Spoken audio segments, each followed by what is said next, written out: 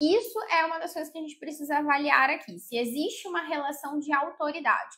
Vamos trazer isso para um contexto mais pessoal. Então, você tem, por exemplo, um filho, uma criança pequena ou um adolescente, enfim. Em tese, entende-se que existe ali uma relação de autoridade. Você é uma autoridade em relação ao seu filho. Você é responsável por direcioná-lo em relação ao que ele pode ou não fazer, ao que é seguro ou não dele fazer, assistir, consumir de conteúdos, por exemplo. Você é responsável por dizer que ele precisa ir para a escola, que ele precisa tomar banho, a hora que ele precisa se alimentar e por aí vai. Entende-se que algumas coisas ali naquela relação é cabível que você peça, que você vá adiante, que você exerça de alguma forma um papel um pouco mais incisivo, um pouco mais firme na hora de fazer esses pedidos, porque está dentro do que essa relação preconiza.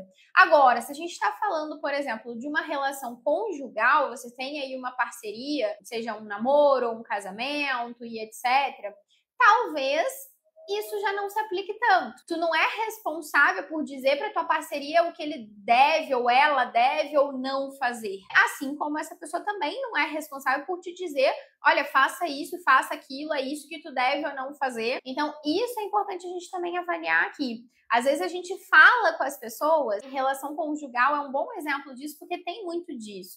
Às vezes a gente fala com as nossas parcerias, por exemplo, como se a gente fosse uma autoridade naquela relação, como se aquelas pessoas, de alguma forma, a gente pudesse subjugá-las ao nosso querer, às nossas vontades, quando às vezes ali não existe uma relação de autoridade para isso. Eu digo para essa pessoa o que ela tem que fazer, como ela tem que fazer, do jeito que eu quero que ela faça, mas eu não sou responsável por direcionar essa pessoa. Existe ali um outro adulto nessa relação e é dessa forma que a gente precisa se tratar, porque ali não existe uma relação de autoridade. E às vezes a gente vai com esse autoritarismo que não é próprio da relação, não é cabível para essa relação e para esse contexto, isso obviamente prejudica a nossa efetividade interpessoal.